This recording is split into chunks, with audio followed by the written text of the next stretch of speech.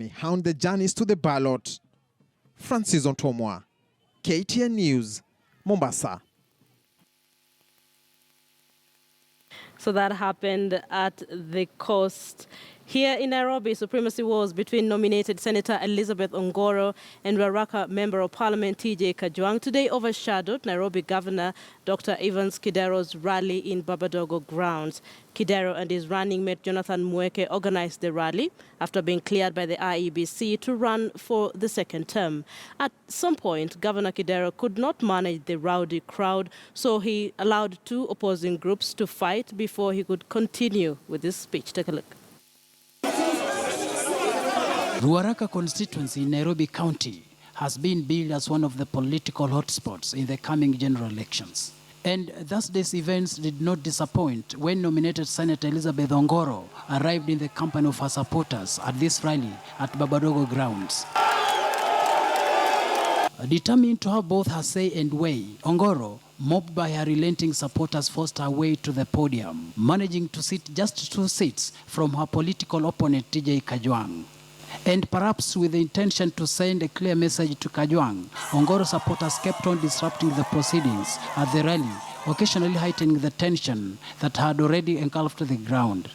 And after some push and pull, Ongoro finally had a say. Ongoro and Kajwang went against each other in the race for the ODM ticket for Ruaraka constituency. However, the ticket was handed to Kajwang to Ongoro's disappointment. And even though Ongoro will be contesting the Ruaraka constituency on a Mani National Congress party ticket, the level of acrimony witnessed at this rally only serves to explain how fierce the duel between the two shall be. Earlier, Kidero and his running mate Jonathan Mueke were cleared to defend their seat in the August polls, where they expressed confidence of trouncing their opponents. Everybody knows what we've been able to do in the last 4 years with schools, with security, with hospitals, and just moving the city forward as the Nairobians would want it to be moved. The duel is on, and the other party better be prepared. Hours later, Nairobi Senator Mike Sonko and his running mate Polycarp Igathe were cleared, and Sonko had this for Kidero. I want Governor Kidero to tell Nairobians, to tell Kenyans, what has he done with the billions which were allocated to the Nairobi County government by the national government through the exchequer. I want the governor to tell us what has he done to the billions he's been collecting from Nairobians, from Nairobi taxpayers. National government owes us 72 billion shillings. 72 billion shillings. And we engaged them and him, and he never made any attempt. And if you look at the contributions, I do not think he even made a single contribution when he was in the Senate. So if he could not manage the Senate, what makes him think he can manage being governor? And even though Sonko is viewed by many as Kidero's main threat, Kidero and Mueke have dismissed the notion.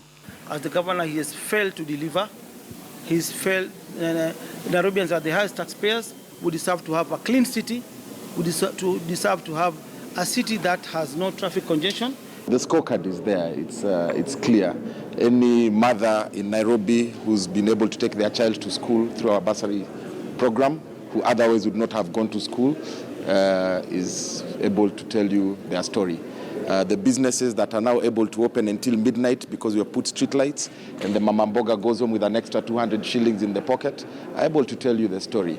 Elsewhere in Dagoretti North constituency, the battle between NASA and Jubilee has been drawn. This is after the incumbent Simba Arati